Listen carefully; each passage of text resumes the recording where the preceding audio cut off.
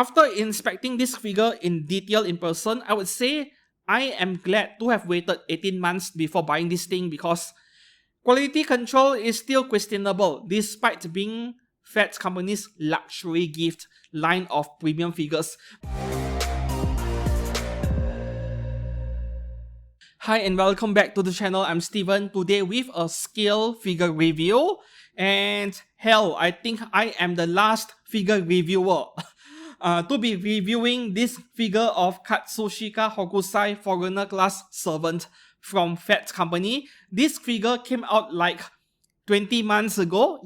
Back in September 2022, if I'm not mistaken. So almost 20 months or more has passed, right? And I have just purchased this figure very recently around late March because I am a cheapskate who wanted to wait for the price of this figure to fall, but it never did. For the first year the figure came out, right? Like, her price did not go up either, but it did not fall. She remained constant around the 27 to 33,000 yen price range. If you look around in Japanese websites, Amazon Japan, Ami, and so on, if you could find a new one, by the way, even over in Mandarake, I have never seen her go beyond 25,000 yen yet. However, for those of you who has been following this channel for a while, you guys know that I have a lot of reservations with this brand called Phat company, that I am unwilling to pay anywhere close to full price for this figure simply because I don't trust their quality control at all. Even when they are promising this to be their very best work, their very best product, simply because it falls under their new line of figures called the Luxury Gift Series. Is this so luxurious? In my opinion, the short answer is no. Like, to me, branding means nothing. Like, just because Mercedes or BMW makes premium luxury cars, it doesn't mean their quality is great, right? So to me, branding means nothing at all. Like, you need to back it up by proving to us that your quality control is consistent. Okay, before that, a quick mention about the pricing, the amount I paid for her, which I have already mentioned it in my figure load video a few weeks ago, right? Where I imported a bunch of figures from China. Yes, I got this figure for only 988 Chinese yuan, which if you converted it into Japanese yen, that is less than 20,000 yen. I think a bit over 19,000 yen. So yeah, 33,000 yen down to 19,000 yen. Now we are talking. I might pay this amount for a Phat company figure. Yeah. Meanwhile, shipping from China to my country via air freight, air courier, around 200 Chinese yuan. I can't remember whether it was 180, 190 or 220, but around the 200 Chinese yuan, and I got her within a week, which was great. Like, that wasn't too expensive. Fast forward to today, if I were to look back at my decision to wait for 18 months to purchase this figure for under 20,000 yen, I would say that is the best decision I have ever made as a figure collector in recent years, simply because this figure is far from perfect. She looks amazing, she has quite the presence on any display shelf. I love this figure a lot, but at the same time, I have a lot of complaints of this figure right from the very first step, which is unboxing and assembly, all the way down to quality control much later on. Let me go step by step. Alright, unboxing and assembly. Firstly, the box. The box turns out to be not as big as I expected. If I have to be honest, like, some of you told me the box is humongous, the way you described it. But this figure is barely bigger than Kotobukiya's Saber Astolfo in terms of size, and it pales in comparison compared to the likes of Soji Okita from Good Smile Company. That was a way bigger box, by the way. And then we move on to the assembly process. This is where all the headache began. The first step, which I plugged this water breathing part, which she stole from Tanjiro. Anyways, this water breathing effect part over here, it was a bit challenging to plug into the base, but not too bad in my opinion.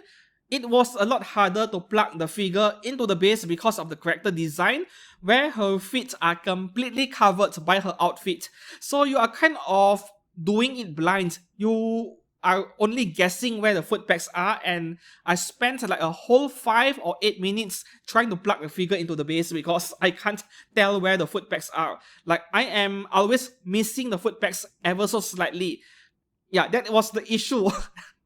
And my patience was already running thin just from trying to plug the figure into the base, but I had to practice some restraint or else I might accidentally damage the figure. Yeah. And if that wasn't bad enough, the brush over here she is holding in her left hand is even worse, right? Number one was that you had to pass this brush into her left hand, and this brush is in very close proximity to all the hairpins on the back of her head. So you might accidentally break the hairpins behind. This is where my fear is, like my biggest fear in this entire figure. Fortunately, I was able to pass the brush into her left hand after a bit of struggle. And then the worst part is how the parts don't fit at all. Like, a portion of the pack is being exposed because no matter how hard I tried, I am unable to plug both parts fully into place, right? I was contemplating on trying to sand that pack over there. Yeah, just sand it a bit and maybe the parts won't be so tight after that. But I'm also worried that I might slip and accidentally damage other parts of the figure when it comes to the paint work. So the most likely solution at the moment is that I will try to paint that pack over there in purple color so that it blends in with the rest of the handle, and it will make the part appears as if it is a part of the figure, a part of the handle, rather than a pack that is protruding out because they don't fit. So I am very displeased. I'm very unhappy about this part over here. The parts are not fitting at all, right? This is definitely quality control issue. Now, as for the rest of the figure, like this Totoro-sama over here and this plastic god, these two objects over here are still quite fine. No major issues over here. And of course, on the brush over here, there are more effect parts which you can plug in. And I did not plug in the effect parts because I don't know if they will even fit properly. I did not try, so I won't assume that it is not fitting. Just that I did not want to plug in those effect parts over here because I want to paint that brush later on. Yeah, the exposed part over there. So the assembly really made me pull my hair in a way. Like, I was so triggered in a way. And it made me feel even more glad that I did not pay full price for this figure. So that concludes my struggle with assembling this figure. Like, the brush is the biggest problem over here. Moving on to the sculpting of this figure, this is perhaps the strong point of this figure. Phat's company rarely has any issues with sculpting, maybe other than sometimes a poor gap or even a glue stain, but this figure has none of that. The sculpting is a solid maybe 9 out of 10. Yeah, maximum 9 out of 10. I'll explain that in a second. The figure is just beautiful. Like, if you compare this figure to the product pictures given by Phat's company, they look alike. The face is like 95%, 100% accurate.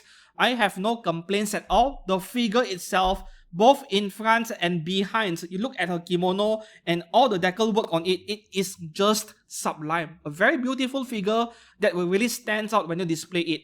That is the main reason why I love this figure so much. It is very pretty, it is colorful, and I am a color kind of person. I love colors, right?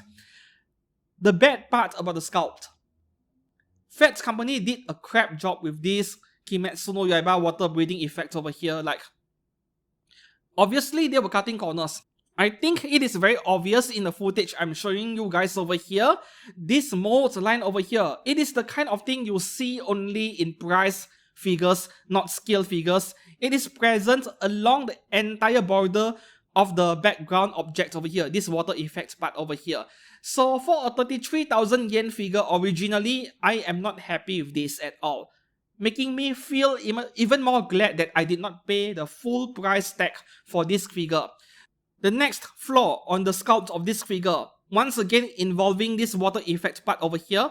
Maybe this is not present in every copy of this figure, but there is a slight distortion at the ends over here. I mean, you can see it in this video footage where the part is slightly curving up. It is supposed to sit flat with the base, but it is not. It is like curving up a bit. It feels like someone plugged the part into the base and then they use this object to yank it out because it is way too tight. So this very end over here is curving up a bit, which is not present on the other side. The other side here is fine, only here.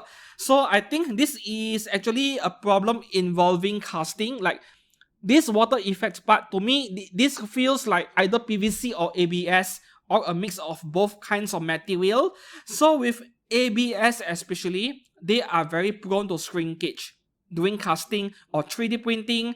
So if the temperature cooling process is too fast from a high melting point of the material and then you cool it, if the cooling is way too fast, ABS as a material, it will shrink, it will warp, and it will distort ever so slightly. I believe that is what happens over here. So this part has warped a bit. It is curving up.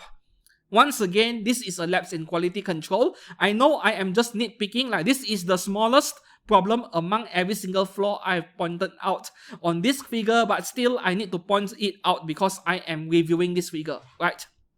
So if I were to give a score for the sculpting of this figure overall, okay, if I am not including the backdrop, this background parts over here, this would be a solid 9 out of 10. But if I include this background object over here, it would fall to 7.5 out of 10 maximum. And that is how displeased I am with the backdrop parts over here. It is beautiful when you look at her from far, from a distance, but when I'm looking at her from behind at this distance, yes, I am not happy at all. And that is my major complaint with this figure. Together with the brush over there, the part fitting. Yeah, that is not good at all. However, if we move beyond the sculpting part on the backdrop piece of this figure, everything else going forward, including the paint job, is all great news. And fortunately, for a company known for paint bleeding in their figures, there is none of that nonsense over here on this figure. Like the paint work, the decal work on the entire figure is pretty much nearly perfect. No paint bleeding, no scratches, no uneven surface finish, no glue stains, none of that on the entire main figure over here. So I am quite happy with the paint work, right? But Phat company, this is not good enough. That is what I'm saying over here. The last part of this review, the base, right? I did mention it briefly earlier where I said I prefer a transparent blue color base with some water effect part on the surface just to blend in with the background a bit. But this base is attractive, so I don't think I have much of an issue over here with the base. There is no metal foot pegs unfortunately, but unlike Kotobukiya's Saber Astolfo I reviewed recently that is standing on a single leg, this one has both feet plugged into the base and the figure is very stable as a result, so I think maybe a metal foot peg is not necessary. Still, I would prefer to see it coming with metal foot pegs given the cost of this figure. Yeah. So arriving at the conclusion of my review today, can I recommend this figure of Katsushika Hokusai? Seriously, despite the sheer number of flaws of this figure, she comes as recommended with a condition you can get her cheaper than the official retail price tag. Like seriously, paying 33,000 yen plus another 6,000, 8,000 yen for shipping this thing, it is not worth it. If you are paying anything close to 40,000 yen for this thing, including shipping, then I would say it might not be a great idea other than for hardcore FGO collectors like myself. For everyone else, like if you could get this one at a discount, then she still might be a good purchase. Of course, with the assembly issues I faced with this figure, like parts not fitting for the brush, it might vary. It might be different from unit to unit. Some people will suffer difficulties, some will not when assembling the process. I think there is a lapse in quality control where every unit might be slightly different. But at the end of the day, I'm just feeling glad. I'm just grateful for not ending up breaking something on this figure, because I've seen so many stories on people damaging this figure during assembly. Maybe for very similar reasons as I do. The similar difficulties I faced over here. So until then, if you found this review to be helpful in any way, even though I am seriously late with this figure, give this video a like, subscribe to this channel for detailed figure reviews like this one. And until then, I shall see you guys again very soon. Thank you for watching and goodbye.